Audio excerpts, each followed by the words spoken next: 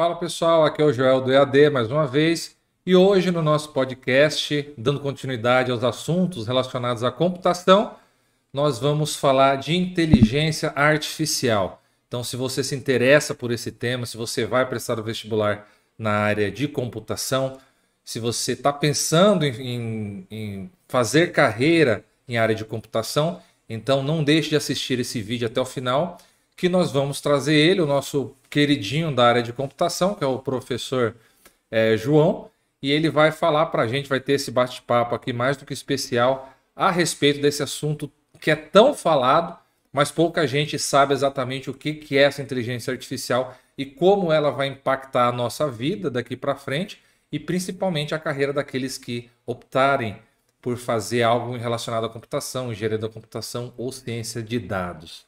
Então, seja muito bem-vindo mais uma vez, professor. É um prazer tê-lo aqui novamente para nos elucidar sobre um assunto tão importante que é a inteligência artificial. Oi, Joel. Oi, pessoal. Mais uma vez é uma satisfação estar aqui, poder trazer um pouquinho de conhecimento aqui de computação para vocês. Então, hoje, como o Joel falou, a gente vai falar um pouco de inteligência artificial, né? Uma das áreas aí que o pessoal mais ah, tem falado, né, ultimamente Uhum. em relação à computação, né, na parte do que há de novo, né? Seguindo assim essa linha do que mais salta aos olhos, né, do que a computação oferece para a gente. Então, hoje a gente trouxe o tema aí de inteligência artificial. A gente vai ver um pouquinho melhor o que isso significa na prática. Maravilha. Pois não, professor. Pode ir. Então, conceituar, né, definir diferente do Big Data, né, que era basicamente só aquele monte de grandes dados, né, que a gente tinha que se virar basicamente para lidar com aquilo, extrair alguma coisa útil. Aqui, quando a gente fala de inteligência artificial, e o termo realmente inteligência artificial, pelo menos como ele foi pensado, ele não é tão simples de ser definido. Né? É um pouco mais, teoricamente, mais complicado, né? Chegar num consenso do que é inteligência artificial, até porque, pelo que já foi, né, antigamente, pelo que a gente entende hoje por inteligência artificial. E para a gente começar a entender isso, a melhor forma é a gente começar a entender que é o que a gente chama de ente ou agente inteligente. Então, quando a gente pensa no computador, né, o princípio básico é que o computador é uma máquina, como a gente diz, né, sendo em português claro, uma máquina burra. Ele não tem capacidade de pensar, de tomar decisões por si só. É por isso que a gente estuda computação, estuda programação, estuda aí os vários conceitos em torno de teoria da computação para poder fazer o computador funcionar e ser útil para a gente. Mas a ideia é que um ente inteligente ele existe naturalmente nos seres vivos, né? Então, a natureza, sim, ela produz, ela tem entes inteligentes. Então, desde animais, plantas ou qualquer ser vivo, ele é um ente inteligente porque ele toma decisões, ele basicamente sabe se virar. E o computador não faz isso a menos que a gente programe ele muito bem para isso. Então, a gente caracteriza, antes de mais nada, um ente inteligente como um ente, um ser que ele tem capacidade de resolução de problemas, ele consegue aprender ou se adaptar com o ambiente, e ele também é capaz de desenvolver estruturas cognitivas, ou seja, pensar, refletir, entender o que é melhor de fazer ou não, aprender com experiências e coisas do tipo. E ele também é orientado a metas e objetivos. Então, com essas quatro características, a gente percebe que isso se define muito bem para qualquer ser vivo. Se você pega qualquer coisa na natureza que a gente considera como um ser vivo, ele tem capacidade de resolver problemas, ele aprende, ele tem cognição, ainda que seja genética para ele conseguir aprender o que ele tem que fazer ou não, e sempre ele vai ter alguma meta ou algum objetivo. E aí a gente vai se basear nessa ideia de que a gente observa na natureza para uma coisa que é legitimamente, verdadeiramente, naturalmente inteligente, para tentar bolar o que a gente chama de inteligência artificial. Tanto que isso é bem comum, né? Na verdade, na prática, a computação ela se aproveita muito dos conceitos da natureza. Né? É muita coisa baseada na observação do que já funciona que a gente tenta portar aqui para a computação para fazer os computadores evoluírem ou resolverem problemas mais interessantes. Então, a inteligência artificial vai se basear basicamente no agente inteligente, né, no ente inteligente. A gente quer se aproximar de um computador que seja o mais possível, vamos dizer assim, mais proximamente possível do que a gente entende por um agente inteligente. Perfeito. Só volta aquele slide anterior aí, rapidinho, professor. Basicamente, pelo que você explanou, a gente pode dizer que o computador, até pouco tempo, antes de se falar em inteligência artificial, a gente poderia dizer que o primeiro item, que é capacidade de resolução de problemas, ele teria. Porque, basicamente, a partir do momento, evidentemente, que ele fosse programado para tal. Agora, quando a gente fala dos três seguintes, então, aprendizado com o ambiente é algo que é novo, né, evidentemente, que acredito eu que é o aprendizado de máquina, né, que eles falam. Desenvolvimento de estruturas cognitivas é algo que o computador também não tem ainda, mas que pelo menos que a gente ouve falar é que um dia pode vir a acontecer e deve acontecer, né? E orientação a metas e objetivos, porque basicamente um computador ele não tem metas e objetivos por si só.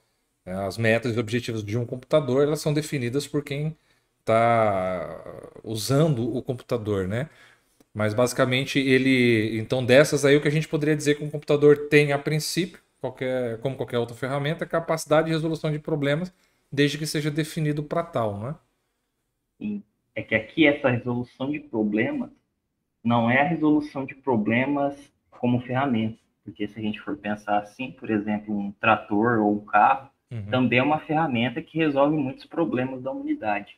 A ideia aqui é que isso se torne algo, pelo menos o mais próximo possível, de algo autônomo. Então, a Ah, partir do perfeito. momento que existe, que está definido, como na natureza, né? A partir do Uhum. momento que um animal, que uma planta existe, ela resolve problemas sozinhos, aprende com o ambiente, tem as estruturas de cognição, de acordo com as limitações, é claro, e tem as metas e objetivos. Então, nosso objetivo com a inteligência artificial, é claro que é uma ciência em termos do que ela pode evoluir, né? A gente não atingiu de longe o potencial dela ainda, né? Igual Big Data, como a gente já viu, mas a ideia é que se caminhe no sentido desses pilares, para desenvolver recursos computacionais, né? Sistemas que evoluam nesse sentido. Ah, A perfeito. palavra-chave aqui eu diria que seria autonomia em Ah, relação a perfeito. essas metas. Seria uma capacidade inerente de resolver problemas, né? Isso, Perfeito, exatamente. perfeito. Então agora ficou mais claro.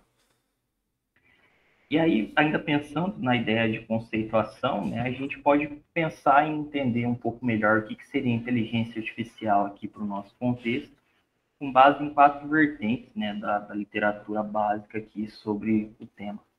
Então, a gente pode pensar em inteligência artificial ou em entes inteligentes em quatro formas ou em quatro vias, né, de quatro, vamos dizer assim, óticas diferentes.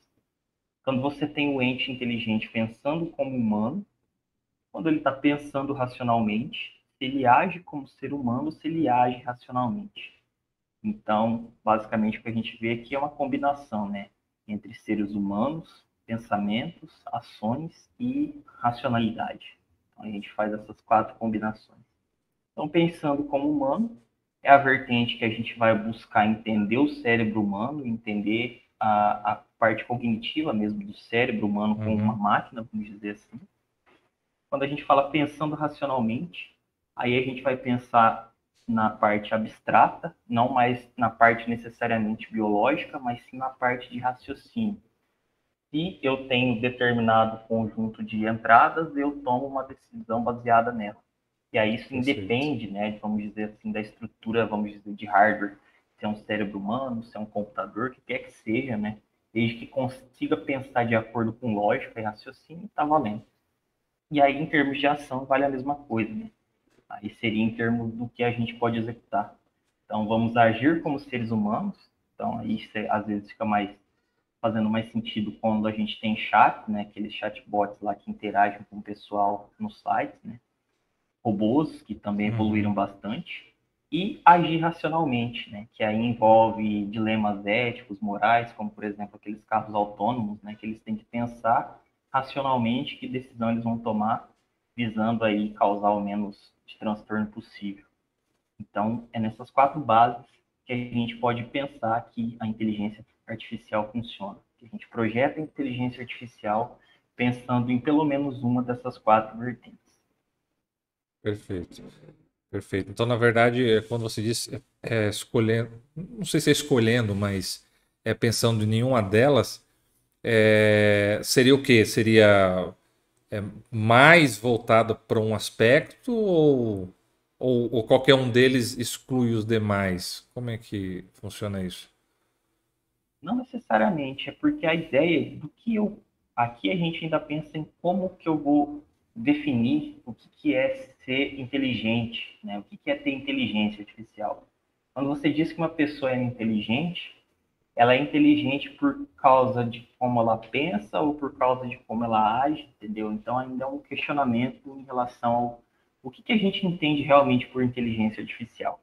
E aí, como isso é um campo bastante abrangente, né, embora a gente veja na prática, a gente vai ver daqui a pouco, que na prática o que tomou mais corpo nos últimos anos, né, atualmente, da inteligência artificial foi o aprendizado de máquina. Só que a inteligência artificial ela não é sinônimo ou ela não é só aprendizado de máquina. O aprendizado de máquina ele vai usar muito do pensamento, né? Vai pensar muito como humano, se for uma rede neural, então é baseada em neurônios biológicos. Uhum.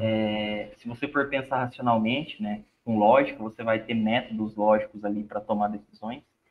Então, a ideia aqui é só entender um pouco melhor o que seria uma inteligência artificial de fato, né? E Entendi. como que a gente vai delimitar entre a inteligência natural, né, a inteligência biológica, no caso aqui dos seres humanos, para a inteligência das máquinas. Né? Como que a gente conceitua isso? Ah, entendi. Então seria, é, por exemplo, porque hoje existem muitos algoritmos, né, complexos e tudo mais, mas para a gente poder caracterizar ou poder dizer que ele é uma inteligência artificial, a gente teria que olhar através de algum desses prisma aqui, né? Ele Isso, pensa como humano, ou ele pensa racionalmente, ou ele age como um ser humano, ou ele está agindo racionalmente, para então poder separar o que é inteligência de fato artificial e o que é apenas uma programação complexa, multinível e isso, tudo mais, né? exatamente, porque aqui a gente ainda pensa no agente inteligente como estando intimamente associado, né, com inteligência Uhum. artificial. Então, se a gente pega, por exemplo, um chatbot, que é aqueles, vamos dizer assim, aqueles atendentes virtuais, né, que Sim, atendem a sim. gente dependendo do site que a gente entra, Uhum. ele está muitas vezes pensando como um ser humano, porque ele vai interagir como um ser humano, então você tem que pensar, entre aspas, né, como um ser humano para conversar com ele, Sim, e ele age também muitas vezes como um ser humano. Só que por sim. outro lado, se você tem, por exemplo, alguns robôs, né, que eles são, vamos dizer assim, de ponta hoje, né, que a gente tem de mais moderno, sofisticado em robótica, eles vão conseguir andar como seres humanos, né, interagir, né, ter a movimentação como ser humano, Uhum. pensar como ser humano também. Então, a gente espera de um agente inteligente que ele tenha pelo menos um desses critérios, né? Mas é claro que eles acabam às vezes se misturando, porque a partir do momento que você pensa como um ser humano, espera-se que você também haja como um ser humano, né? Porque não Uhum. basta só você ter o pensamento se aquele pensamento não te gerar um resultado útil, né? Como Entendi, agente inteligente. entendi. Nesse aspecto, eu acho que aí no caso, quem vai trabalhar ou trabalha com inteligência artificial, eu acho que precisa entender muito bem antes o que, que é a inteligência do ponto de vista do ser humano, né? Da cognição humana, né? A neurociência, porque basicamente para você poder classificar se uma coisa pensa como tal, eu acho que esse tal precisa ser muito bem compreendido. Porque uma coisa que você comentou agora que eu achei muito interessante foi dos chatbot, né? Isso basicamente toda grande empresa tem. Isso dá muito tempo, né? Assim, é um ganho de tempo muito precioso para a empresa ter um robô fazendo múltiplos atendimentos. Evidentemente que é até um determinado nível, né? E pelo que eu consigo ver em alguns atendimentos, em algumas empresas, eles procuram, de fato, eu acho que baseado muito nessa neurociência, na emoção por trás da comunicação, em como aquilo vai impactar a pessoa que está sendo atendida, eles procuram trazer muita da nossa linguagem, que seria não formal, né? Eu acho que num primeiro momento teve muito esse caminho assim de fazer o atendimento padronizado, seguir um certo script, e agora você vê que eles introduzem nesse chatbot ou mesmo no atendimento que é telefônico, né, que é automatizado, você vê que eles tentam incluir uma linguagem próxima da pessoa, palavras que vão, de certa forma, criar um momento de empatia, né? É Então, menos assim, robótico, né? exatamente, porque senão a pessoa, a princípio, quando você é atendido por um robô, você fala, poxa, tô sendo atendido por um robô, tinha muito isso. Ah, tô sendo atendido por robô, eu não quero. Porque existia um certo perfil, era engessada a forma com que ele atendia. E hoje você vê que as Exatamente. empresas, eu acho que muito partindo dessa parte de estudar neurociência ou do comportamento humano, das reações das pessoas, emoções, que é tão importante, você vê que agora, hoje, eles caminham no sentido inverso. Eles tentam trazer o máximo de humanidade, se é que isso é possível, para a fala do robô, para a forma de ele trabalhar ali, né? Com certeza. Um aspecto importante que você falou agora, que eu lembrei, é que também, ah, por ser um campo novo, né, a computação ser nova como um todo, muitas coisas do que se foi pesquisado, por exemplo, a ideia das redes neurais, né, que são os algoritmos mais famosos aí em aprendizado de máquina, elas meio que ficaram, como que eu poderia usar um termo aqui interessante, elas ficaram no banco reserva por muito tempo Hum, por conta da capacidade computacional. Então, por falta de computadores com capacidade de processamento suficiente, muito do que a gente tem em inteligência artificial não pôde ser implementado nos últimos anos, né? E uhum, agora que está caindo em vigência, né? Até por uhum, conta da internet, né? De todos esses fatores, né? Que foram ajudando para isso. E aí, por isso que isso é tão novo. Então, tem muita coisa que só foi possível agora com base em como os modelos de computação funcionam, né? Computação em nuvem, tudo mais, etc. Que muito do que a gente vê de inteligência artificial sendo aplicado. Então, ela não é uhum. necessariamente tão nova assim, né? Dá a impressão assim que inteligência artificial é uma coisa que foi surgir, sei lá, de 2010 para cá. Ela tem desde o século passado, né? Quase junto ali com a computação. Só que por falta de capacidade de ter computador, né, para executar o trabalho que Uhum. exige inteligência artificial, a gente não viu pelo menos não viu em tanta intensidade como a gente vê hoje as maravilhas, vamos dizer assim, da inteligência artificial no Sim, passado, né? Então, é entendi. um ponto aí importante. A gente precisa de certo processamento, né, para fazer muitas coisas interessantes aqui. Capacidade mesmo computacional para poder Isso, rodar, né, esse tipo de. isso. Porque você imagina, né? O ser humano tem cerca de 100 bilhões de neurônios, né? E evidentemente que essa conexão é extremamente complexa. Eu acho que, por mais que a gente tenha entendido, né? Eu falo a gente, o ser humano tem entendido muito do funcionamento, mas é a maior incógnita, né? A incógnita do ser humano é a sua capacidade cognitiva, né? Então, assim, saber até como funciona seria o menos complexo, né? Mais complexo é definir como isso acontece, por que acontece, né? E a gente está E a engatinhando parte, ainda. a parte interessante, ainda disso que você falou, é que, de novo, né, as redes neurais, que são os algoritmos aí que a gente mais usa hoje para resolver os problemas mais interessantes, né, que a inteligência artificial resolve, elas são redes neurais e elas não têm esse nome à toa, recebem esse nome porque elas são baseadas exatamente no neurônio biológico. Então, aquele neurônio que a gente estuda lá em biologia, né, no colegial, no ensino médio, que tem os dendritos e tal, a gente vai fazer exatamente aquilo. A gente copia aquele modelo biológico e constrói uma rede, né? Conjunta aquele monte de neurônio ali, né, numa rede, que a gente chama de rede, e aquilo funciona. E o interessante, o mais interessante de tudo isso é que a gente não sabe exatamente como que isso funciona. A gente simplesmente pegou o modelo biológico, então, da biologia a gente sabe que é assim, sabe como funciona, a gente basicamente reproduziu, né, plagiou o modelo Uhum. biológico aqui na computação e funcionou. Mas a gente não consegue dizer como que a rede aprende determinados padrões.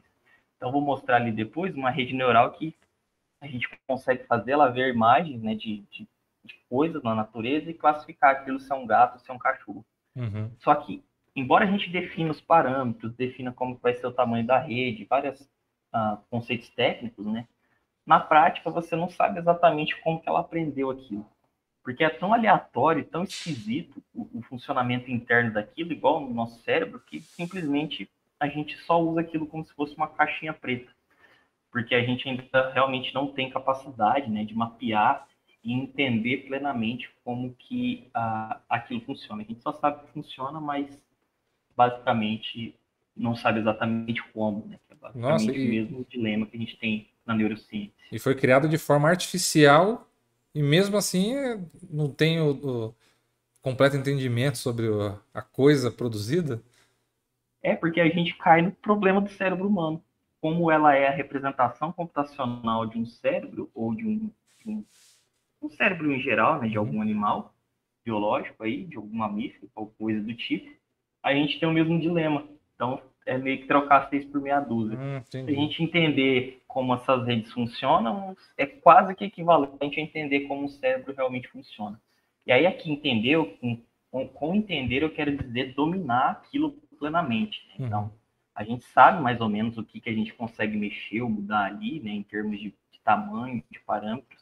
Igual quem estuda neurociência, quem tem entendimento aí de psicologia, né, coisas afins, sabe mais ou menos como que a coisa funciona. Só que a gente não tem um domínio pleno daquilo, né? A gente não sabe exatamente quais são as implicações de mudar uma pequena parte da rede, o que aquilo vai implicar no resto da rede. Uhum. A gente meio que ainda faz as coisas e funciona, mas a gente meio que faz porque por tentativa e erro ou com muito estudo a Sim, gente foi aprendendo um pouquinho, sim. mas ainda não é um domínio, né, do campo, vamos dizer É assim. mais ou menos o que acontece, assim, a minha primeira formação, né, não sei se já te falei, mas eu sou fonoaudiólogo. E na fonoaudiologia a gente trabalha muito com linguagem, essas coisas e tudo mais. E embora a gente tenha muitas teorias, né, para poder trabalhar com a linguagem, principalmente vamos falar de uma pessoa que teve um derrame, alguma coisa assim, eu acho que a gente trabalha mais na prática mesmo de como a gente espera influenciar do que propriamente entendendo como aquilo vai acontecer. Como aquilo vai acontecer, a gente não sabe. O que a gente sabe é que, a partir de determinadas formas de tratamento, determinados estímulos, a cognição da pessoa, a linguagem vai voltando aos poucos e tudo mais. Mas é o que você falou. Como isso está acontecendo lá dentro, a gente não faz ideia. A gente sabe que é possível acontecer desde que a gente siga determinados padrões ou apresente determinados estímulos, né? Com certa frequência e tudo mais. Mas legal, É você tem exatamente mais isso. coisa aí de rede neural pra gente aí, né? Oi? Você tem mais coisa de redes neurais aí pra gente. Hoje a gente vai falar mais da inteligência artificial no geral. Ah, tá As certo. redes neurais, elas são só uma aplicação, né, embora seja mais famosa, Uhum, que, que faz, né, o que a gente conhece hoje. perfeito. Então, ainda pensando em inteligência artificial, a gente tem um conceito que é bem interessante, que é o conceito do teste de Turing.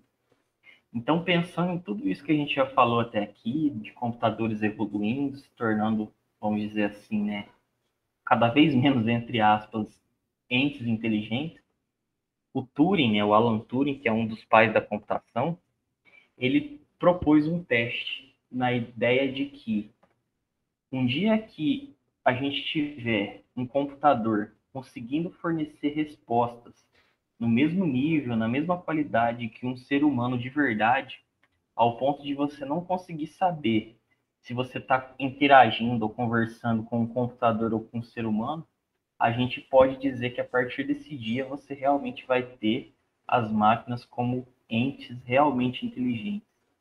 Então a ideia que o Turing bolou é basicamente o seguinte: você tem um entrevistador, que é esse bonequinho que está aqui para trás. Então esse cara que vai entrevistar, né, alguém que está ali do outro lado do muro, do outro lado da parede, e aí vai fazer perguntas. Vai fazer perguntas aleatórias do jeito que ele quiser. E aí não importa, na verdade, a resposta. que o computador vai dar. Por exemplo, se eu te perguntasse qual que foi a primeira Copa que, sei lá, o Brasil participou, eu não saberia te responder, mas eu te daria uma resposta que é condizente com o ser humano. Falar, olha, eu não entendo tanto de futebol assim, a minha memória não é tão boa, então eu não consigo lembrar qual foi esse ano. Então a resposta em si não é importante, o importante é como ela é dada. E a partir do momento que essa pergunta for feita para um computador e para um ser humano, e quem entrevistou não conseguir perceber a diferença, não conseguir falar, olha, essa resposta que eu recebi aqui foi de um ser humano e essa resposta foi de um computador, quando eu conseguir ter um computador tão eficiente que confunda o entrevistador, aí a gente diz que a máquina passou no teste de tudo. Que é muito Nossa. interessante, né? Na verdade, você tem um computador aí se fazendo passar por um ser humano e enganando o ser humano a ponto de ele acreditar que ele está falando com outra pessoa. Aí já é um outro nível, né? E aí Porque. parece que esse nível está longe de ser atingido, mas tem sites, né, que falam que de algumas formas, né, claro que alguns conceitos aí, num contexto um pouco mais reduzido, você já tem essas capacidades. Porque basicamente aqui o que você precisa para o teste de Turing funcionar é ter a capacidade do que a gente já viu ali, né? Embora esse teste seja bem difícil, né? A gente precisa que o computador tenha a capacidade de processamento de linguagem natural muito boa, que basicamente nos últimos anos é o que a gente já viu bastante no chatbot. Então, se você conversa com o chatbot ali, por Sim. causa do processamento natural de linguagem que ele tem, você não tem muita diferença, né? Ou praticamente Tem nenhuma diferença interjeições, de né? conversar. Pequenas Como? interjeições, né? Eles colocam, né? Ele conversa já praticamente como uma pessoa. Então, essa daqui já não é uma barreira tão grande aqui a ser derrubada, né? Isso aqui já está praticamente vencido. A gente tem também que, para o computador ser capaz de interagir, né, nesse nível de complexidade humano, né, em termos de teor das perguntas, a gente precisa ter uma representação do conhecimento muito boa. Então, a gente sabe que no nosso cérebro está nos neurônios, né? Está em todo o Uhum. funcionamento cerebral, a representação do conhecimento, das memórias.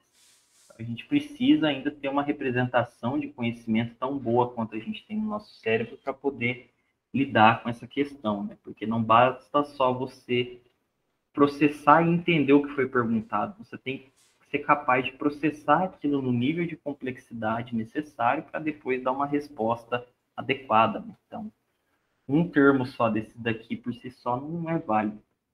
E aí, tendo capacidade de ter esse conhecimento, né, que aí também envolve, por exemplo, os conhecimentos passados, dados históricos, o conhecimento cognitivo mesmo, tem que ter capacidade de raciocinar sobre aquele conhecimento. Então, basicamente, você tem os dados, você tem as informações, e aí você tem que raciocinar, né, ser capaz de elaborar respostas úteis e que façam sentido a partir daqueles dados que você tem, que aí envolve esse raciocínio, né, que as duas coisas aqui apresentariam para a gente a parte cognitiva do nosso cérebro. E, por fim, o aprendizado de máquina. Né? O computador tem que saber aprender com as coisas e realmente entender para produzir uma resposta aí à altura no teste de Turing. Então, assim, com o que a gente tem atualmente de inteligência artificial, essas quatro coisas elas já estão muito bem encaminhadas, né? Tanto Uhum. que já se considera aí que em certos aspectos a gente já conseguiu ter máquinas que venceram o teste de Turing. Então parece uma coisa meio utópica, né? Mas a gente vê que já está bem atual aí essa possibilidade. É Agora, só, na verdade, aprimorar. agora para você ver, né? Só filosofando um pouquinho aqui, o ser humano sempre buscou, de alguma forma, a perfeição, seja do pensamento, ou a perfeição como pessoa, como comportamento, seja lá o que for, né? Sempre determinou determinados padrões para atingir a perfeição. E você vê como é engraçado, né? Como é que a vida caminha num sentido meio cômico, cara. Hoje, basicamente, o que nos diferencia da máquina é justamente a nossa imperfeição. São os nossos erros, a nossa capacidade de errar, de não ter a resposta, né? Como você falou, geralmente você perguntar para a máquina e perguntar para uma pessoa vai ser tem milhões de formas de dizer que não sabe, né? Pode tentar enrolar, pode tentar dar uma outra resposta, né? Tem um tipo de atitude que você fala assim, poxa, talvez, né, um dia as máquinas atinjam isso. Mas por enquanto eu vejo que assim, a nossa imperfeição é o que a máquina não consegue reproduzir. Os nossos erros, né? Uma máquina não erra assim de forma tão natural como a gente erra, né? A máquina quando erra, ela para, ela trava, ela... E a gente tem digamos, uma capacidade de errar muito fácil, né? Muito comum pra gente, né? A gente lida, né, com os erros de uma forma muito mais natural, né, do que as máquinas. Se bem que cada vez mais a gente tem sistemas, né, que a gente chama de sistemas, vamos dizer assim, resilientes, né? Isso também é uma área de estudo na computação em geral, não só a Uhum. inteligência artificial, principalmente sistemas que a gente chama críticos, né? Fugindo um pouquinho aqui do tema. Então, por exemplo, um sistema de usina nuclear, de hidrelétrica, ele não pode se dar o luxo de parar, de Ah, estragar e travar igual o nosso Windows faz. Pensou se o sistema da usina nuclear para igual o nosso celular antigo, aí trava, ah, você tem que reiniciar todo o sistema, e aí tem urânio lá enriquecido, pode explodir tudo. Não rola, né? é. Então a gente tem essa capacidade, sim, é claro, né, que limitada, mas é uma capacidade de recuperação de falhas que a gente chama, que ainda não é boa no sentido de que igual, por exemplo, o brasileiro tem a capacidade de sair de apuros, né? Vamos dizer assim, de dar aquela saída pela tangente, né? O Jeitinho computador brasileiro, né? realmente, como você falou, ele não é computacionalmente muito, muito difícil de implementar o jeitinho brasileiro, vamos dizer assim.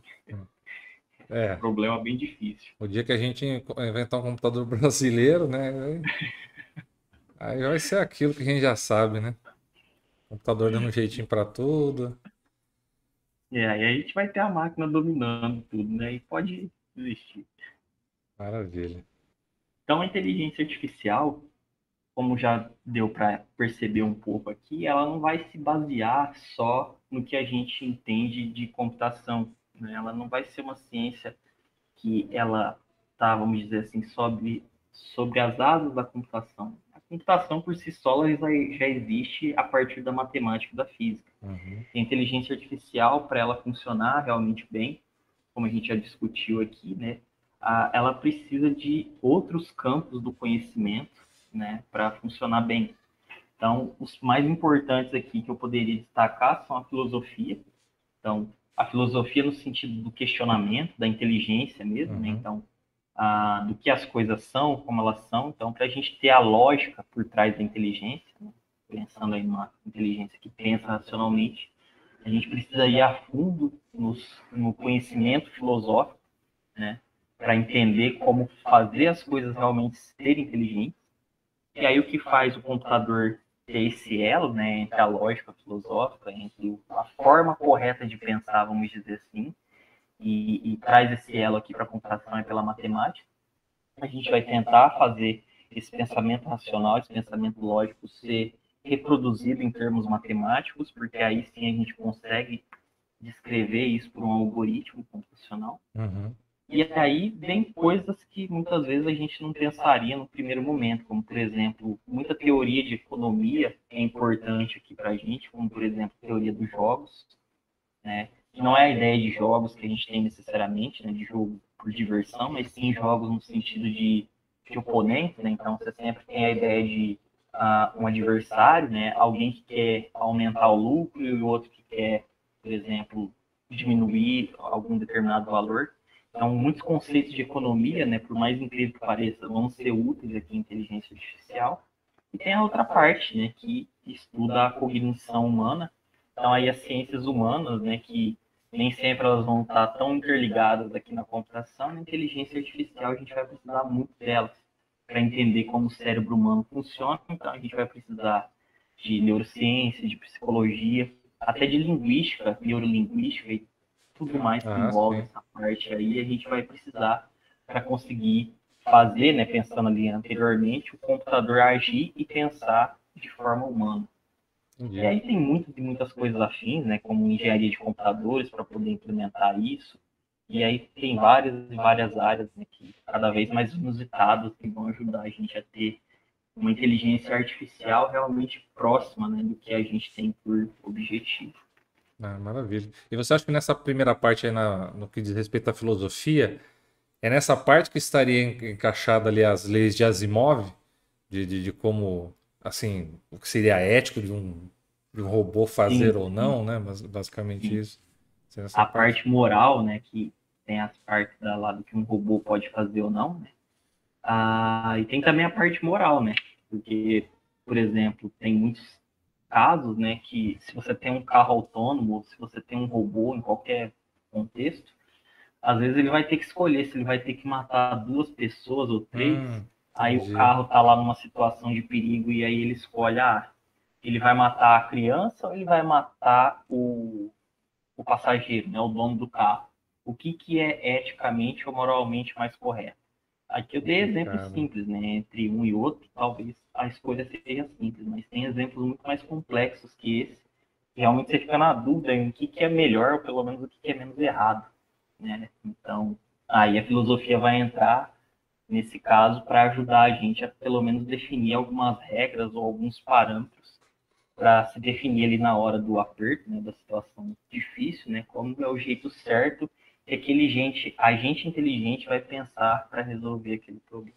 O que que ele vai considerar mais importante? É, essa é difícil, né? Porque isso aqui, se você perguntar para 10 pessoas, você vai ter 10 respostas diferentes, né?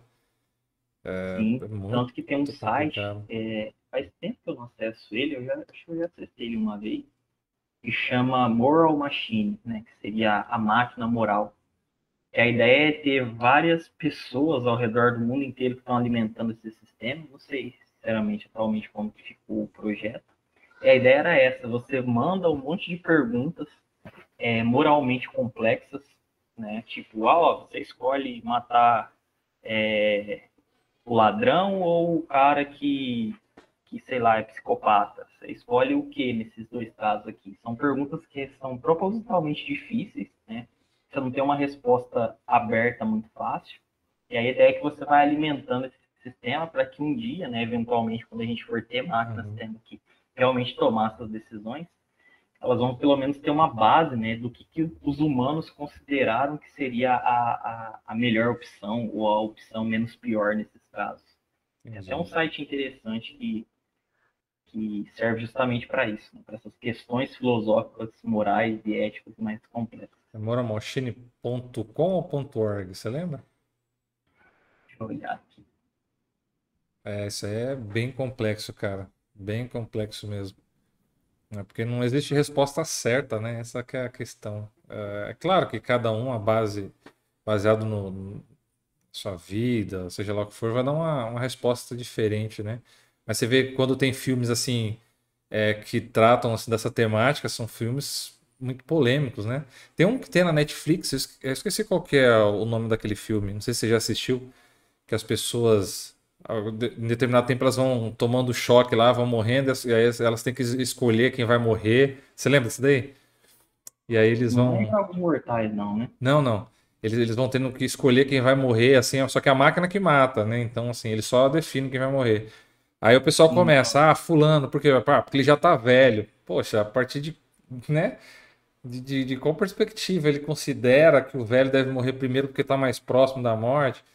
Aí depois a outra que foi ficando pro final, não, mas ela é mulher e tá grávida, então não, não pode. Nossa, e o negócio foi ficando assim, o filme inteiro foi isso, né? Não foi muito mais além disso. Mas aí você vê que é uma questão moral, né? Você definir quem vai morrer. Quem vai morrer agora? Quem merece morrer? Mas por que ele? Por que outro? Nossa, o filme depois, se eu lembrar, eu vou colocar o nome aqui embaixo. Ou quem estiver assistindo, se lembrar, coloca o nome do filme, é bem interessante.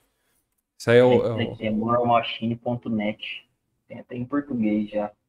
Eu não sei ainda se é só para responder as perguntas ou se isso já virou um jogo, alguma coisa do tipo, mas é nessa ideia, tá vendo? Ele começa com perguntas simples, né, que é relativamente mais fácil de julgar, né?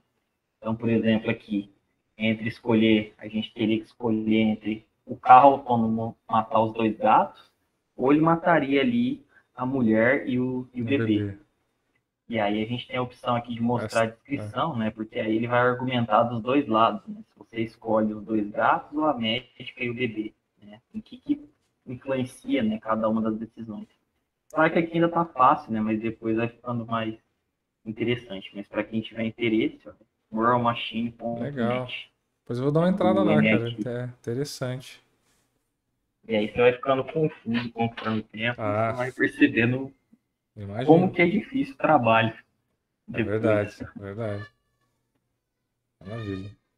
E aí, então, para conceituar aqui o que a gente já falou, né, tem alguns termos que às vezes aparecem aí nos blogs, nos sites, né, nas informações, né? Então é importante a gente definir bem aqui as coisas. Que esse diagrama mostra como que funciona, né, as subdivisões, os compartimentos, né, da inteligência artificial. Inclusive, a Univesp tem, né, uma disciplina só de inteligência artificial, em que, inclusive, né, para quem pensa que inteligência artificial vai ter só aprendizado de máquina, né, a pessoa pode até se decepcionar um pouco lá na hora da disciplina de inteligência artificial. A inteligência artificial ela vai pensar mais na parte cognitiva, na parte mais alto nível, né? As partes de soluções, elas têm a ver mais com a parte matemática da coisa, né? Quando você estuda inteligência artificial, abrangendo inteligência artificial. E aí, dentro da inteligência artificial, que aí sim é o campo que tem ganhado mais prestígio, que tem ganhado mais fama, que tem tido, né, as aplicações mais interessantes, né, do ponto de vista prático, é o aprendizado de máquina, né, o famoso machine learning. E aí sim a gente vai pegar, né, isso claro, tá, como o diagrama mostra, está dentro ainda de inteligência artificial, mas a gente vai fazer a máquina tentar aprender algum padrão, que a gente chama, aprender algum recurso, aprender como uma coisa está funcionando, aí com base em regras ou com base em vários exemplos. E aí a ideia aqui é que a máquina ela vai conseguindo ganhar autonomia. Então, você joga parâmetros, joga dados para o algoritmo e a ideia é que, vamos dizer assim, entre aspas, o algoritmo aprenda o padrão por trás daqueles dados. Então, no exemplo que eu vou dar ali depois, a gente vai ver que a ideia é que uma rede de classificação entre gatos e cachorros, você vai apresentar ali milhares, centenas de milhares de exemplos de fotos de gatos e cachorros, e aí a própria rede neural, né, o algoritmo de aprendizado de máquina, ele vendo vários exemplos, várias amostras, né, de gatos e cachorros conforme o tempo, ele vai conseguindo entender e fazer o que a gente chama de extrair características dessas imagens, que, curiosamente, é o que a gente faz. Então, quando a gente é pequeno, quando a gente é bebezinho, por que a gente aprende o que é um gato, o que é um cachorro? Porque a gente sempre vai ter o pai, a mãe, né, os responsáveis, falando, olha, filho, gatinho, cachorro, olha que bonitinho. E aí você olha e vê aquilo lá e fala, nossa, esse animal, esse ser aí, ele é um gato, ele é um cachorro. Porque você aprendeu aquilo por meio do que a gente chama de rótulos. Alguém te disse que aquilo era aquilo. Então, é basicamente o que a gente tem aqui no aprendizado de máquina, na verdade, uma das vertentes dele. E aí, a ideia é que o computador vai conseguir replicar isso. E Uhum. aí, o que acontece é que depois que a gente está mais velho, né, ou depois de uns anos, né, que a gente ainda é criança mesmo, Uhum. você sai na rua e você consegue identificar claramente o que é um gato, o que é um cachorro. Porque você aprendeu por vários exemplos, né, passados, qual que é a diferença entre um e outro. Então, aí essa é a ideia do aprendizado de máquina. E aí, dentro do aprendizado de máquina, a gente tem as redes neurais, que são os algoritmos aí mais famosos ainda dentro do aprendizado de máquina. Uhum. Então, como a gente já discutiu bastante ali antes, são baseadas no cérebro. Aí a gente vai ter as redes neurais baseadas nos neurônios comuns do cérebro. E aí a gente vai ter várias vertentes, né, redes recorrentes, redes convolucionais, que vão ser específicas para tarefas específicas. Então, você vai ter redes neurais específicas para aprender características em imagens, vai ter redes neurais específicas para lidar com aquela parte de processamento de linguagem que a gente viu. Então, elas vão se desdobrando, né, a partir do conceito comum para ter essas tarefas, né, funcionando adequadamente. Então, carros autônomos, reconhecimento de face, né, que os celulares têm, e várias outras tarefas interessantes, né, aplicações interessantes são possíveis por essas redes neurais. E aí também tem outro conceito que às vezes alguém pode topar ainda dentro de redes neurais, de novo, né? Dentro de inteligência artificial, a gente tem aprendizado de máquina, depois tem as redes neurais, e aí alguém pode topar com o termo aprendizado profundo ou deep learning. Que a ideia aqui é você ter essas redes neurais, só que são redes mais profundas no sentido de que você, para simplificar bastante, você aumenta a complexidade da rede, você aumenta a largura da rede, e aí quanto mais larga a rede é, mais coisas difíceis ela consegue aprender. Então, por exemplo, a, se uma rede simples ela conseguir somar e subtrair, se você aumenta um pouco a profundidade da rede, ela consegue fazer coisas mais complicadas, como, por exemplo, multiplicar e dividir. Então, quanto mais profunda é a rede, mais coisas difíceis, mais tarefas difíceis, né, ela consegue fazer. Então, essa é a ideia do aprendizado profundo, que não passa de uma rede neural, aí que tem o que a gente chama de mais camada, mais profunda, no sentido de que ela consegue fazer coisas mais complexas. E ainda dentro do aprendizado de máquina, a gente tem outros métodos de aprendizado, né, que aí são outros algoritmos, que aqui com nossa ideia é mais introduzir, né, não é o caso, mas aí tem árvore de decisão, tem métodos baseados em estatística, métodos que vão usar séries temporais, né, vários conceitos técnicos aí, né, que vão servir para cada tipo de problema específico, né, que a gente vai querer resolver no dia a dia. Mas aqui é a visão geral, né, de como são os compartimentos, vamos dizer assim, do que a gente entende por inteligência artificial. Maravilha. E aí, em termos da inteligência artificial, uma coisa que chama bastante atenção é o conceito da aprendizagem. Então, ainda no aprendizado de máquina, né, que é o que a gente tem aqui de mais interessante, né, atualmente, a gente divide, né, mais ou menos um consenso que a gente pode dividir ele em aprendizado supervisionado, não supervisionado e por reforço. Eu vou falar do por reforço aqui e depois a gente vai ver dois exemplos, né, do que seria o supervisionado e não supervisionado. Quando a gente tem aprendizado por reforço, é basicamente o exemplo clássico do bebê andando. Então, quando você tem um bebê andando, é difícil você conseguir ensinar para ele o que ele tem que realmente fazer com as pernas dele para conseguir andar de fato. Tanto que depois, no final das contas, você tem que as pessoas conseguem andar, cada uma, nos detalhes, elas mudam a forma que elas têm de caminhar. Então, cada um anda de um jeito. Por mais que, de olhando de longe, você vê que está todo mundo andando, na prática, cada um dá um espaçamento diferente para o pé, joga a perna diferente, né? Porque aprendeu sozinho, basicamente, a andar. Andar não é uma coisa que você pode ensinar do jeito que a gente aprende as matérias da escola. É uma coisa que a gente aprende por reforço. Então, o bebê, a ideia é que ele começa a engatinhar e aí ele vai dando os primeiros passos, né, em torno de ficar em pé. Então, ele aprende a ter equilíbrio. E aí é por reforço no sentido de que ele fica caindo.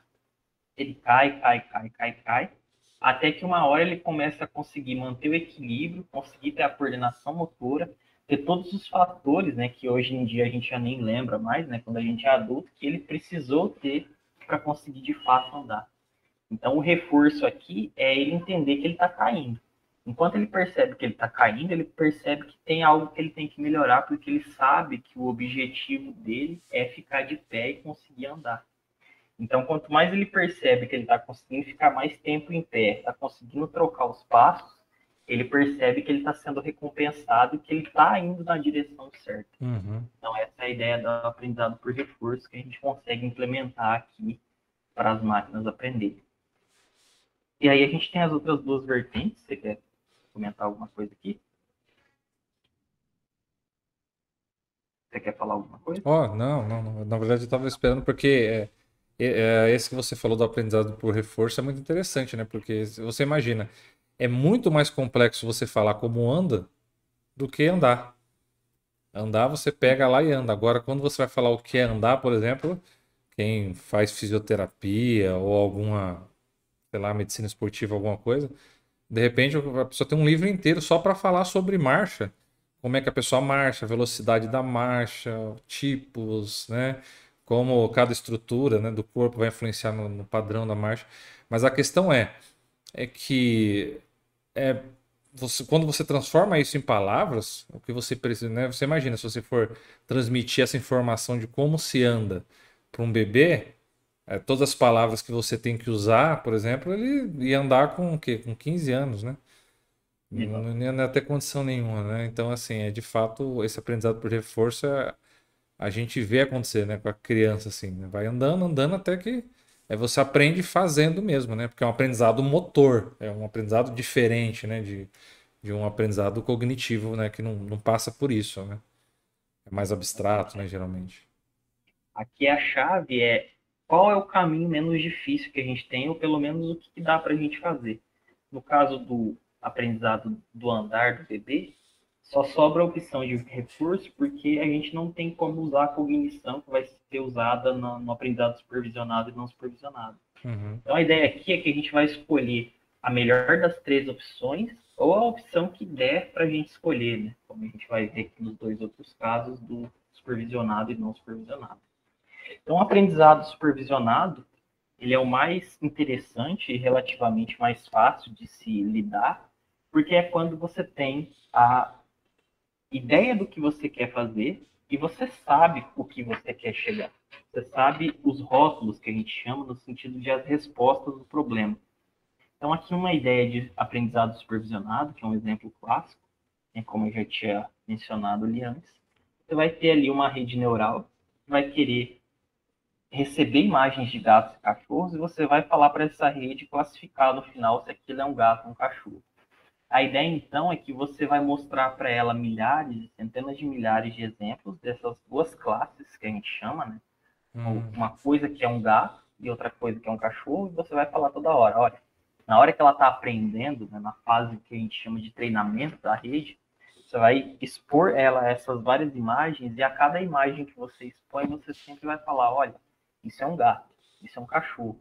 E aí ela consegue perceber aqui internamente, e essa aqui, né, na nossa representação nossa, seria aquela parte que você não consegue entender como as coisas estão funcionando. É basicamente a gente não consegue descrever como uma coisa está ligada aqui na outra.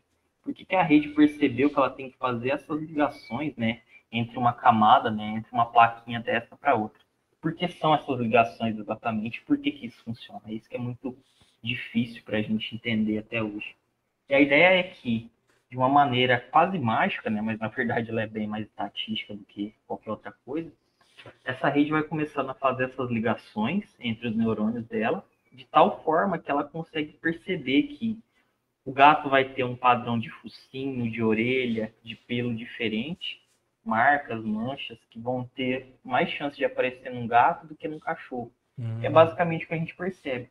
Se você escuta o som de um gato ou de um cachorro, você já sabe a diferença, né? Pelas ondas, né? Que emite cada um dos animais, quem que é quem. E a rede neural vai basicamente fazer isso. Ela vai tentar estabelecer metas, diferenças, características, né? Que a gente chama, para conseguir classificar um e outro. E a grande diferença desse aprendizado é que ele é bem parecido com o aprendizado que a gente tem, por exemplo, na escola. Você tem sempre alguém ali te supervisionando, te falando, olha, você está acertando, olha, você está errando. Então, no aprendizado supervisionado, ele tem esse nome porque ele tem a ideia do supervisor, que é alguém que vai sempre te dar as respostas do problema, até que chega uma hora que você está suficientemente bem treinado, você está apto a resolver aquele Uhum. problema, e aí agora a gente vai te jogar no mundo real para você conseguir agora falar para mim, olha, essa imagem aqui, eu não sei de fato o que isso é, se é um gato ou um cachorro, mas você, rede neural, me diga, isso é um gato ou um cachorro?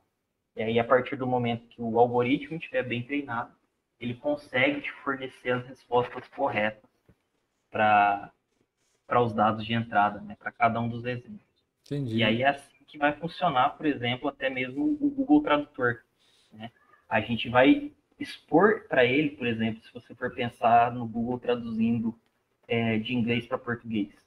O que ele faz, o que eles levou bastante tempo para descobrir isso, mas é basicamente você pegar uma infinidade de textos em inglês que são traduzidos por especialistas, e aí a pessoa especialista em tradução vai fazer uma tradução mais correta possível, e aí o que o Google Tradutor fez foi, na implementação lá do software, é pegar essas traduções e aí a rede começa a olhar, olha, isso aqui em inglês equivale a isso aqui em português. Tem um padrão, né? Depois ela olha, oi? Ele começa a identificar um padrão, né?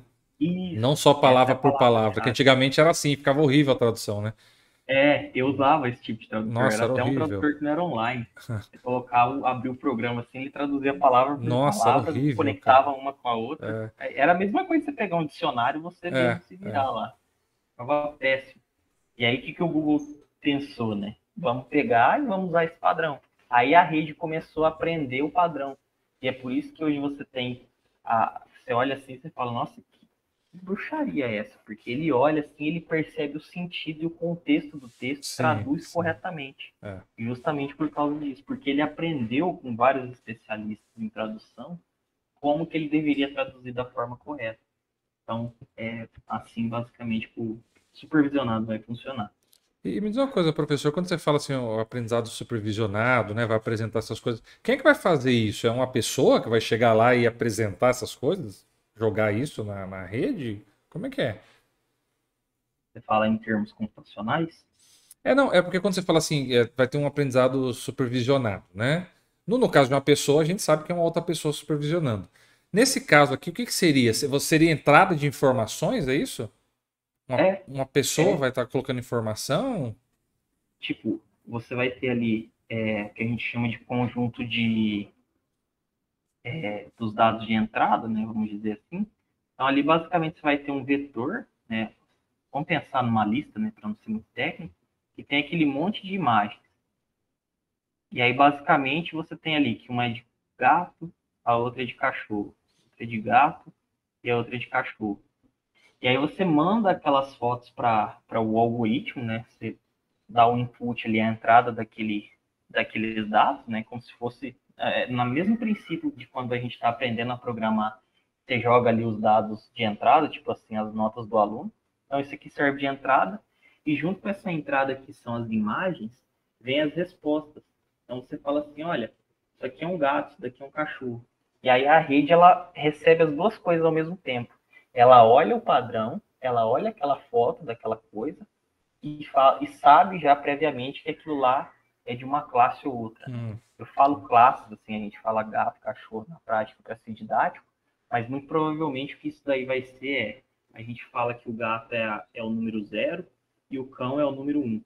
Então a gente enche aqui de números zeros e uns, né? Ou quantas classes tiver, né? Se tivesse mais animais aqui, sei lá, mais 20, 30 espécies, e aí do 0 ao 30, por exemplo. E aí, na verdade, o que a rede neural vai retornar é um número. Né? Então, aqui no caso, o gato é 0. Se a rede acertar, ela retorna um 0 aqui. Aí a gente, na hora de entendi. programar, faz as conversões, né, para retornar o resultado que o usuário espera ver. Ah, Mas perfeito. aí entra em outra questão que também é bastante interessante, que muitas vezes, né, a arte do cientista de dados ou da pessoa que vai ter que lidar com o aprendizado de máquina é que ela vai ter que saber converter isso para um padrão adequado para a rede neural. A gente olha aqui, bate o olho na tela e vê a imagem bonitinha, né, 2D, do gato, do cachorro. Mas na prática isso vai ser interpretado como um monte de números pelo computador. E a mesma coisa vale para o texto. A gente olha o texto lá, fazendo sentido semântico e linguístico para a gente, só que na prática tem todo um trabalho de engenharia e de pesquisa para poder representar aquele texto de uma forma que o computador consegue entender. Então, não importa o que seja de entrada, se é um vídeo, se é um áudio, se é um texto, aquilo vai ter que ser convertido de alguma forma em números. E aí, a pegada está em fazer a conversão melhor possível, que preserva a relação entre esses valores, de modo que a rede consiga aprender os padrões certos. Isso é realmente um desafio, né, quando a gente pensa em aprendizado de máquina no geral. Entendi. Então, Perfeito. essa é a ideia aqui do aprendizado supervisionado, né? Ter os rótulos, ter alguma coisa que vai dizer para o algoritmo qual é a resposta, e aí uma hora a gente tira as respostas, joga dados reais e, teoricamente, se tudo der certo, ele vai apresentar ali as respostas que a gente espera. Só que, como eu falei, às vezes a gente não vai ter como se dar ao luxo de acontecer essas coisas. Não é sempre que você vai ter os rótulos disponíveis, é um conjunto bonitinho, formatadinho igual esse. Às vezes você vai ter dados que você também não conhece a natureza deles, você nem mesmo você sabe qual é o padrão daqueles dados, e você precisa começar de alguma forma, você precisa entender alguma coisa sobre aqueles dados, né? Pelo menos um pontapé inicial para você sair do escuro absoluto, vamos dizer assim.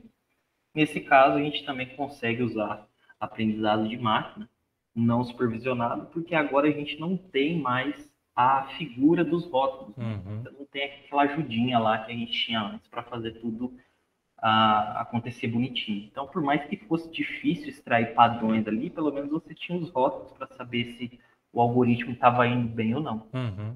Se a coisa ficar um pouco mais complicada, a gente tem a ideia de que você vai ter esses dados brutos e você não sabe como classificar eles, você não sabe a que classe, né? Você não sabe a natureza dos dados, você não Sim. sabe quantas classes esses dados podem ter, mas você quer ter alguma informação ali útil, né? A partir daquele zero absoluto. Nesse caso, a gente usa o que a gente chama de aprendizado não supervisionado. Então, geralmente, esses algoritmos são os algoritmos de clusterização ou de agrupamento. Então, aqui, né, eu trouxe um exemplo didático para a gente ver que claramente a gente tem frutas aqui. Mas supondo que a gente não soubesse a mínima ideia dessas frutas ou do que são essas coisas, a ideia é que aqui o algoritmo vai olhar para esse monte de dados brutos e, partindo daquela ideia de você vai apresentando amostras, o algoritmo vai conseguir perceber que coisas têm relação com outras coisas. Então, coisas parece que fazem mais sentido estarem num grupo do que outras.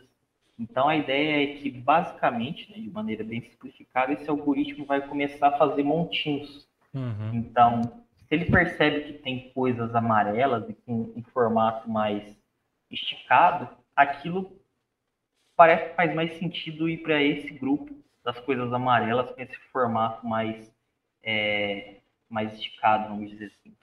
Aí ele percebe que tem coisas que são redondas, mas a cor entre elas diferencia muito essas coisas. Então parece que faz mais sentido de pegar coisas redondas com essa cor alaranjada e jogar para um grupo e coisas Uhum. redondas que tem essa cor avermelhada para outro grupo. Só que eu não faço ideia do que essas coisas são. E aí eu vejo outras coisas que têm bolinhas pequenas e roxas que estão amontoadas, mas isso não me parece fazer sentido jogar isso nas coisas que são uma bolinha só, uma coisa redonda sozinha, nos outros dois grupos, tanto por cor quanto por formato. Então eu acho que faz sentido eu jogar isso para um grupo novo, né? E aí, perceba, antes o que o nosso cientista de dados, ou nosso especialista tinha eram esses dados brutos. E agora o algoritmo ajudou ele a separar as coisas. Então o computador Uhum. consegue fazer essa separação muito bem, né? Ele consegue distinguir padrões, né, por meio desse algoritmo. E aí perceba, embora a gente não tenha o algoritmo fazendo mágica, dizendo que isso daqui é banana, isso é laranja, maçã e uva, pelo menos ele conseguiu separar e o estado atual é bem melhor do que esse estado Mais, anterior que de a mais gente fácil tinha, entendimento, né? com certeza. Tá. Então, pelo menos a partir daqui, a gente consegue a partir de algum ponto, né? A gente já tem um ponto inicial. O que eu consegui perceber aqui é que nesse caso aqui seu, nesse exemplo, isso aqui tem muita conexão com o vídeo passado que a gente fez de Big Data, né? Porque basicamente no Big Data você tem um volume de dados gigantescos, né? E que não necessariamente fazem muito sentido para a gente. Então aí nesse caso eu posso utilizar uma inteligência artificial para de alguma forma extrair coisas importantes daquela massa gigantesca de dados para a partir de então começar a trabalhar. Então aí nesse sentido a parte relacionada à inteligência artificial ajuda bastante, né? A questão de Big Data, não é isso? Perfeitamente, seu exemplo foi excelente. Você até me lembrou disso. Lembra que você tinha me perguntado sobre data mining no nosso último podcast? Sim, sim. Esse aqui é um exemplo muito interessante dessa aplicação. Então, você tem o data mining como juntando, né, as duas fontes, né, os dois campos. O Big Data, então você tem aquele monte de dados brutos, que é o nosso petróleo, que a gente falou Uhum. no outro podcast. Você não sabe como que aquilo lá vai virar gasolina, parafina e tudo mais. Só que aí você vai ter agora a ajuda da inteligência artificial, do aprendizado de máquina, para conseguir separar as coisas, pelo menos. Você não vai sair com a gasolina já limpinha, com a parafina, com querosene, mas pelo menos elas estão separadas. Sim, Então já facilitou muito mais o seu trabalho. E aí, caracterizado. né, a gente intrinsecamente tem um algoritmo se aproveitando da capacidade computacional. Né? A gente Maravilha. está falando aqui de muitos, muitos dados que talvez um especialista chegaria nessa conclusão, só que imagina se você tivesse que lidar com uma planilha ali de Ah, centenas de não, páginas, não vai, não vai.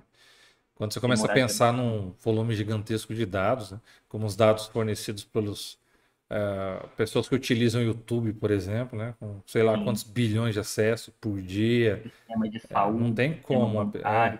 não tem como, né? Você precisa de uma inteligência artificial.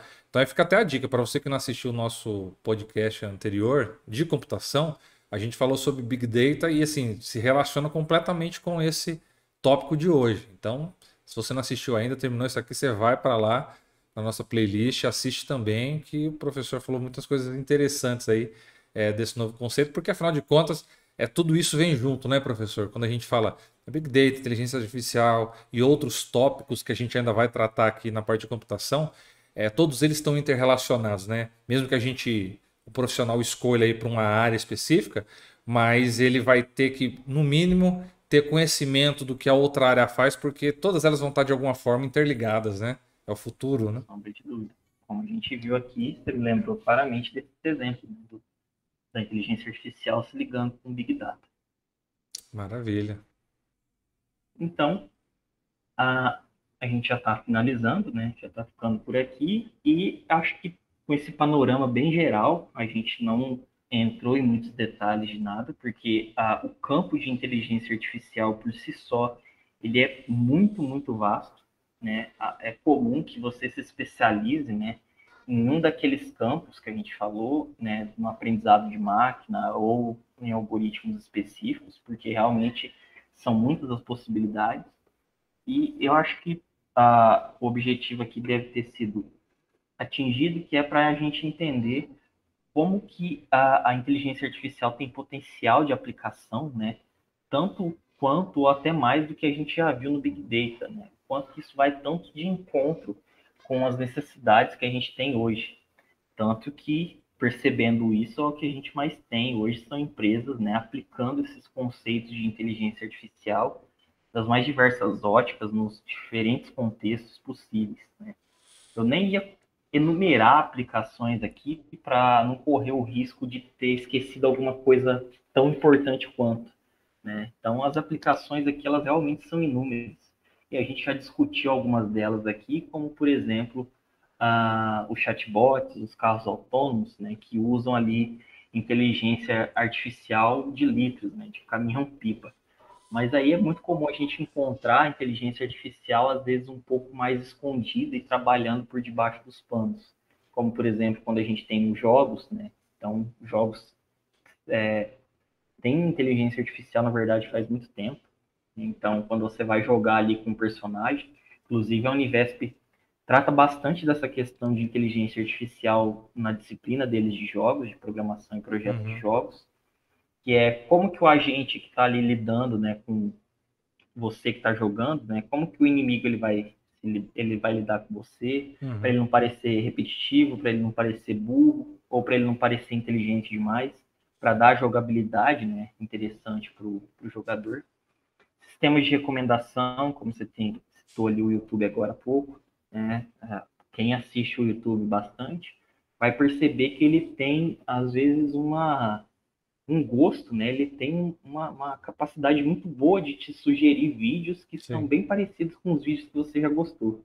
Às vezes até assusta, né? De você ver, nossa, esse vídeo aqui realmente eu gostei muito dele, porque realmente tem muito a ver com com os meus gostos, né? De consumir conteúdo. Uhum. É baseado também em inteligência artificial no sistema de E horário, né? recomendação. E horário. Ele sabe que tem vídeos que eu prefiro assistir à noite, outros que eu prefiro assistir de manhã.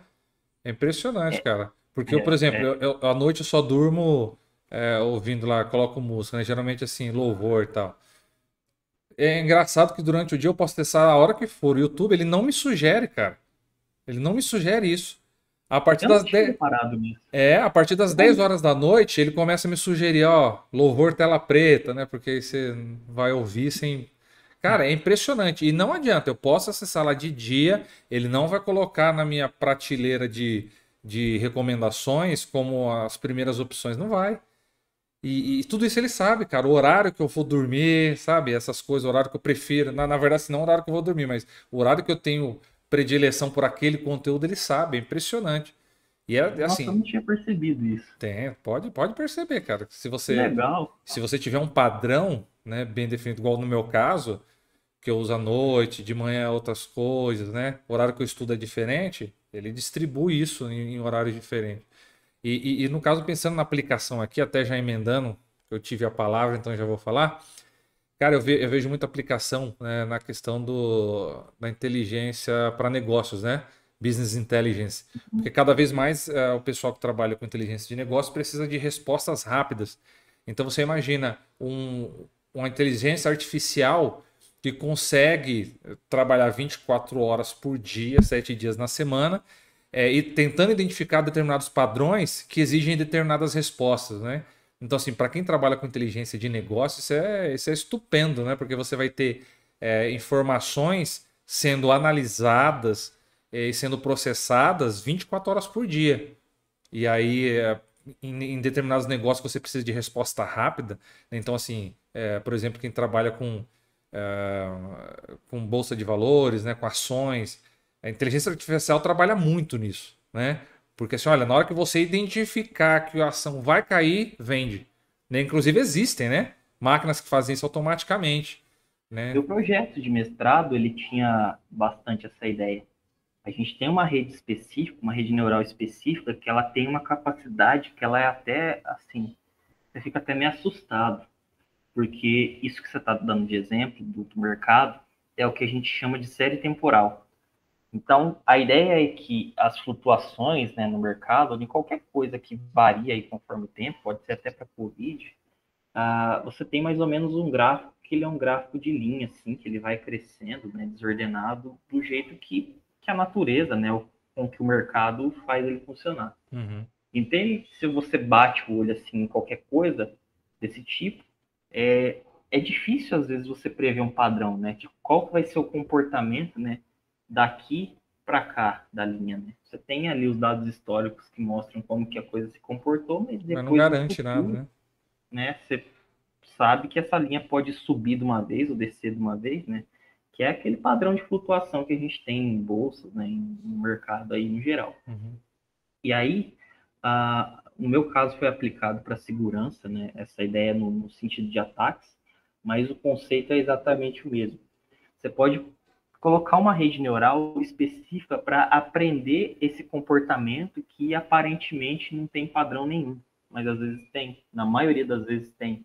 Então a ideia é que, igual a gente teve a rede neural que ficou olhando para os gatos e cachorros ali, para as frutas, ela agora vai olhar para esses padrões, para essas curvas aqui, e vai tentar olhar o que está acontecendo aqui. E aí você faz ela olhar todo o histórico que você teve, e aí com base nessa série que ela vai olhar, ela vai acertando cada vez mais. Então a ideia é que a rede neural ela forma uma linha parecida, que às vezes acerta mais ou acerta menos, que vai ficar cada vez mais próxima, né? Quanto mais tempo você tem para treinar ela, ela vai ficando cada vez mais próxima da realidade. E aí a ideia é que você tem dados até esse ponto aqui, né? Por exemplo, o dia de hoje, e aí a ideia é que a rede agora, com base em tudo que ela viu, ela vai te propor um dado para frente. Então, se a gente está treinando aqui a rede para horas, você treinou ela para 2.000 horas passadas. Você pode pedir para ela que ela te gere dados para as próximas 2, 4, 8, 10 horas futuras. E aí é que está a mágica da coisa. Por incrível que pareça, quando você faz os testes lá, a rede acerta com. É claro que ela não vai acertar, às vezes, 100%. Né? Aqui você não tem um problema de falar que é uma coisa ou outra. Né? Você tem um problema de um número, que a gente chama de regressão. Você vai falar: olha, o mercado hoje, a bolsa fechou em R$ 10 o valor da ação, e aí amanhã a rede está prevendo que a ação vai atingir R$ 20. Ela pode atingir 19, 21, mas é uma estimativa muito boa. esse tipo de rede consegue trazer. Então, é mais uma aplicação que o pessoal gosta muito, né? Porque aqui envolve bastante e diretamente a grana, né? Uhum. Ela vai prever números, vai prever valores aí, e aí para ela não importa que tipo de número que ela só consegue fazer essa previsão. E Ah, aí o sistema que no caso vai fazer essa previsão, né, no mercado financeiro aí é o quanto mais preciso, mais assertivo ele for, né, com certeza mais ele vai valer, mais cobiçado ele vai ser pelo mercado. inclusive, até lembrando, falando de novo de filme, tem um filme, cara, que também fala sobre isso. Não sei se você já viu também, eu acho que com o George Clooney, que ele é um apresentador de TV, e aí um cara entra lá no estúdio pra, enfim, sequestra ele, uma coisa assim. E na verdade o cara ele era uma pessoa que se arriscava em investir assim, em valores, e ele falava que o algoritmo tinha sido corrompido, né? O algoritmo, porque assim, tem muitas empresas que fornecem, né, informações para você, você paga lá uma quantia e ele te dá informações semanais, mensais, diárias, informando quais são as ações que você deve investir, porque qual que vai subir, qual que vai descer, né? E aí ele falando que o algoritmo era pirateado, era mexido para fazer você perder dinheiro e algumas pessoas ficarem com a grana, né? E aí já entra naquela questão mais filosófica, né? Pô, será que o ser humano pode fazer isso? Com certeza pode. O ser humano é capaz de coisa muito pior, né? Quanto mais fazer isso. Mas, assim, é também um filme legal que questiona isso um pouco, essa questão, né? É, e aí eu lembrei agora quando você começou a falar disso aí. Mas hoje, com certeza, tem inúmeros programas que fazem isso aí. Como você falou, deve custar uma pequena fortuna, né? Você acessá-los ou ter informações dele, porque ele deixa a gente, pessoas muito ricas, e quem vai abrir mão de uma coisa dessa para espalhar, né? E claro, né, só é útil, valioso assim por causa dos resultados, né? A É. inteligência artificial ela tem resultados muito bons, né? Inclusive, né, antigamente ela custava a ter resultados próximos de um especialista e hoje é bem comum, na hora que você vai ler alguma coisa, você vê que a inteligência artificial já superou o especialista da área, né? Que Sim. é uma coisa aí bem Cara, interessante. dando um outro exemplo aqui, tem um site que chama Olho na Vaga, que ele, quando você faz um concurso público, você vai lá, coloca o seu nome, seus dados, tal, tal, tal, e coloca a sua nota. Meu, ele prevê qual que vai ser a nota de corte e qual que deve ser a sua posição, sabe? Cara, mas é Uhum. impressionante como os caras acertam, porque assim, eu fiz um concurso da Petrobras, cara, mas a nota de corte, eles acertaram assim, eu acho que a diferença foi de um ponto, sabe? Cara, mas assim, cara, eu tô falando do concurso da Petrobras, que só pra minha área tinha mais de 7.000 inscritos, assim, sei lá, por vaga. E eles tinham o quê? Dado de 100 pessoas mais ou menos, né? Porque eles se pagam uma quantia lá pra ver mais ou menos. Cara, e com essas 100 pessoas é impressionante o grau de acerto deles. E aí eles colocam lá na plataforma deles os outros concursos, né? O qual que foi o que eles estimaram e qual que foi o real. Cara, é impressionante a taxa de acerto dos caras. E eu, meu, consegui ver isso porque eu coloquei o gabarito lá no dia seguinte do que eu cheguei em casa, eu já coloquei. E quando saiu o resultado do concurso, cara, deu. Só errou a questão da colocação das vagas, né? O número da posição que eu passei, mas a pontuação necessária, a pontuação de corte e tal, cara, é impressionante como os caras acertaram. Fenomenal como funciona, né? Então, por isso que o sistema ele é tão útil, né? Tão querido, assim, né? Por causa dos resultados, né? Se não acertasse tão bem assim, né? Não teria tanto Não investimento ia como a valer pra gente tem nada. hoje. É, Verdade. e aí, os exemplos, né, que você já deu e outros tantos mais, né, são gigantescos, né? E aí, só para a gente finalizar, tem ainda também um que a gente não vê muito, mas ele tem funcionado muito bem ultimamente, que é o filtro de spam. Então, pelo menos na minha experiência, quando eu comecei a ter e-mail anos atrás, tinha muito spam. Você recebia na sua caixa de entrada aquele monte de propaganda de encheção de saco, aquele monte de coisa que você não tinha interesse nenhum. Sim. E aquilo acabava caindo na sua caixa de entrada, você tinha que ir lá toda hora ficar excluindo e-mail. E aí o que aconteceu? O Google investiu bastante, né, e as outras empresas também, em inteligência artificial para filtrar e-mails que são spam. Então, se o pessoal for prestar atenção, hoje você recebe muito, muito menos spam. Na verdade, hoje é muito raro quando eu recebo uma mensagem que realmente é um spam na minha caixa de entrada. Aí eu vou olhar lá na caixa de spam, tá cheio de e-mail.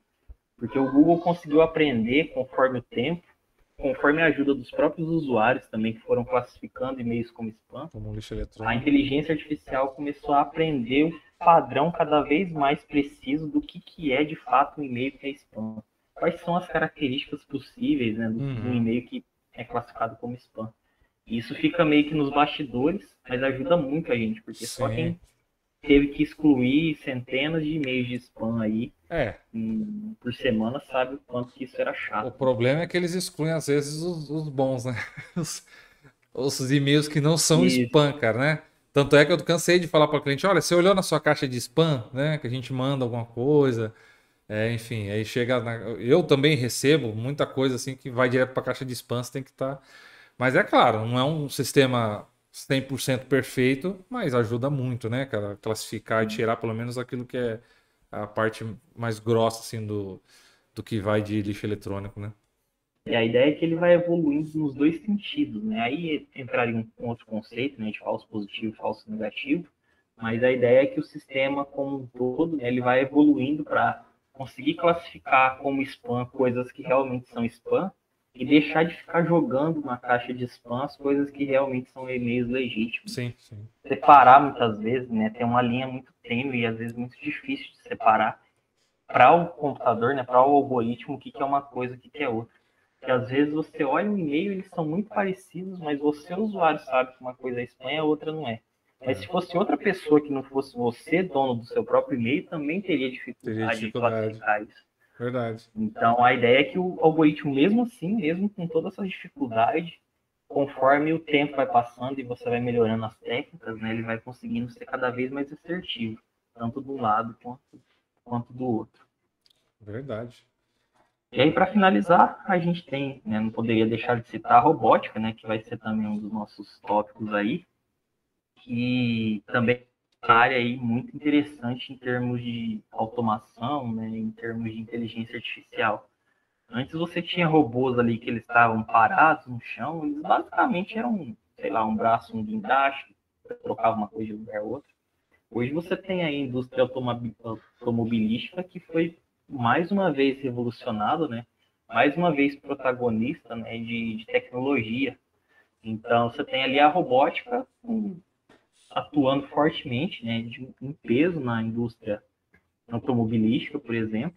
E ali basicamente você quase não precisa de funcionário, né? Ou o mínimo possível. Você tem ali os robôs soldando, colocando fio, Sim. colocando pintura, fazendo sei lá o que ali no carro, o carro fica quase que pronto automático. E tudo isso graças à inteligência artificial, que ali envolve uma série de algoritmos, uma série de conceitos, todo mundo operando ali em harmonia, né, para fazer o processo de produção acontecer do jeito que a gente vê, né, naqueles vídeos, né, dos robôs montando os carros. E tudo isso, claro, né, por detrás só pode funcionar tão bem com inteligência artificial. Maravilha, professor. Então, acho que é isso que a gente tinha para falar em termos de slides aí de teoria. E se ficar mais alguma dúvida, Não, maravilha. Hoje foi muito produtiva aí a nossa conversa, né?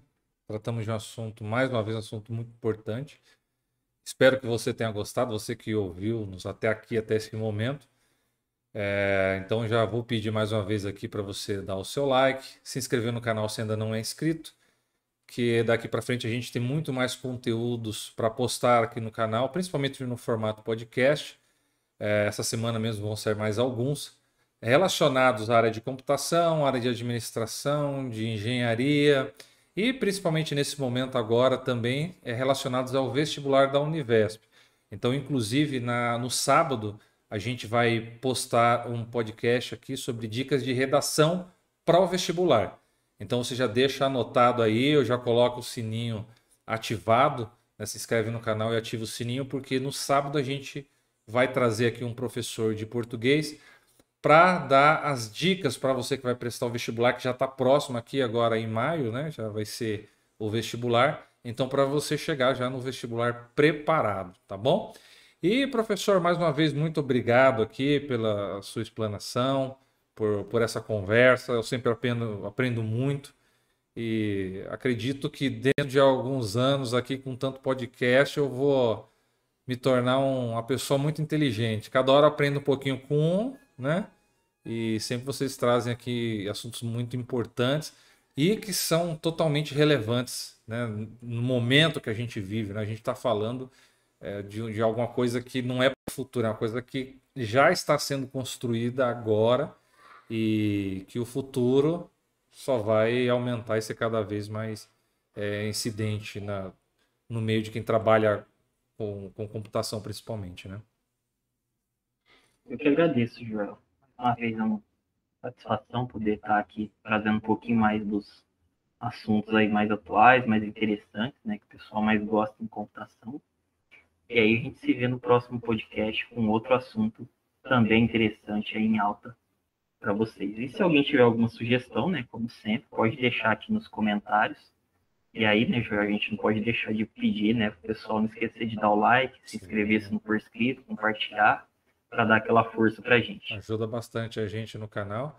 E aproveitando para te cobrar aqui ao vivo, professor, você está preparando o material para o pessoal que vai entrar na Univesp aí de pensamento computacional, porque vai pegar muita gente de calça curta, né? O pessoal vai vir despreparado, né? Porque é como a gente comentou, né? O pessoal de pedagogia vai ter pensamento computacional, o pessoal de engenharia, o pessoal de administração. Então todo mundo vai ser uma matéria comum para todo mundo, né? Então você está preparando algum curso, alguma coisa especial para o pessoal que vai entrar aí nesse vestibular? Nos próximos dias, provavelmente na próxima semana, a gente já vai ter uma ementa pronta, né? Eu e o Joel, na verdade, vamos discutir aí qual é a melhor ementa. Ele, principalmente porque já fez a disciplina, ele sabe dizer melhor do que eu quais vão ser as dificuldades, o que pega, né, em cada parte da disciplina. E logo, logo a gente vai oferecer aí para vocês um nosso curso introdutório, né, preparatório de pensamento computacional Maravilha, nos próximos pessoal. dias. Então, só lembrando, eu juntamente com o professor João, a gente vai montar um curso específico para essa área de pensamento computacional. E por que a gente vai fazer um curso especificamente para essa área?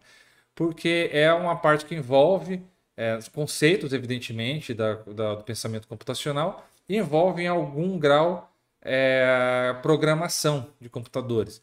Então, assim, para quem já é da área de computação, não acredito que vá ter dificuldade, né? Agora, para quem não é da área da computação e não pretende seguir essa área, mas que vai precisar dela para prosseguir nos estudos, né? Seja pedagogia, seja administração ou seja engenharia, então a gente vai fazer algo com a linguagem bem acessível para todo mundo, para que vocês possam ir bem, né, na disciplina.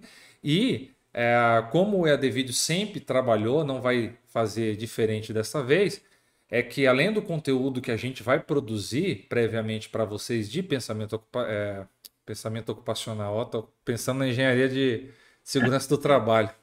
Isso já foge um pouco do meu conhecimento. De pensamento computacional, a gente faz o acompanhamento durante a disciplina também. Então, assim, além do conteúdo que o professor João já vai produzir, a gente vai, ao longo do bimestre, a gente vai atualizando, vai fazendo mais podcasts que forem interessantes, né, professor? Abordando os assuntos tratados em aula. A gente tem a intenção de futuramente incluir nesse podcast aqui os alunos que estejam interessados em falar com o professor, tirar dúvidas, né? Então, assim, fazer um grande bate-papo online. Então, a gente tem muita coisa boa aí para oferecer para vocês. Então, ative o sininho para receber as notificações e quando puder também, vai lá no site advideos.com.br. A gente tem um curso exclusivo e gratuito para quem vai prestar o vestibular da Univesp com resoluções de exercícios. Então, tem muita coisa boa lá e é de graça esse curso, tá bom?